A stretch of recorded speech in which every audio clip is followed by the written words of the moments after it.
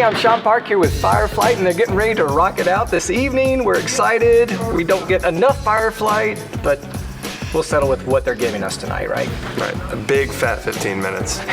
That's right. But it's going to be fat with a PH. Exactly. Yes. If your band was in prison, I don't think that would happen, but if you're in prison, which member of your band would be most likely to break out successfully? I would say maybe Wendy, because she's tiny, so she can fit in small spaces, and she's very tenacious. That's a good So you just slip through the poles, the bars, and the... obedient. Probably like just the song. pray.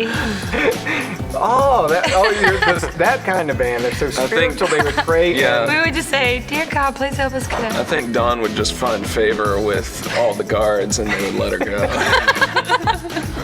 A lady This prison. is amazing. This is probably one of the best questions we've ever been asked. What would you do if your band was stuck in a ladies' prison? Well, Dawn would find favor.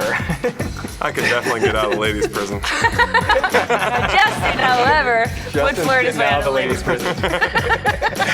Yep. How do you guys, because you're on the road and and successful, so you probably have put some work into it. So how do you keep your life in balance? Well, I think that it always has to come back to your perspective. And when we have these tendencies to try to go and do more and achieve more, I think a lot of times it's our own, we have this feeling in ourselves that we need to be something that other people will admire, or we need to be something that we can be proud of, or maybe there's someone in our past that we can always hear in the back of our head that we're always trying to please, whether they're even around anymore or not. Like he talked about his father.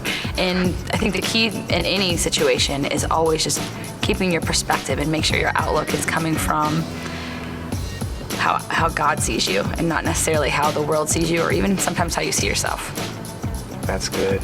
And don't you think, just as a side note, that when you're maybe not doing all of those things that everybody says that you need to do to be successful, but you keep your life in balance and maybe you spend some time with God and He encourages you in your heart. I mean, don't you find that you're maybe more refreshed and you do a better job at what you are doing? Definitely. And Jesus said that His burden was light and His yoke was easy. Yeah. And I think that when we find ourselves so overwhelmed and we can't carry all these things, we'll notice that we've taken on more than what God gave us.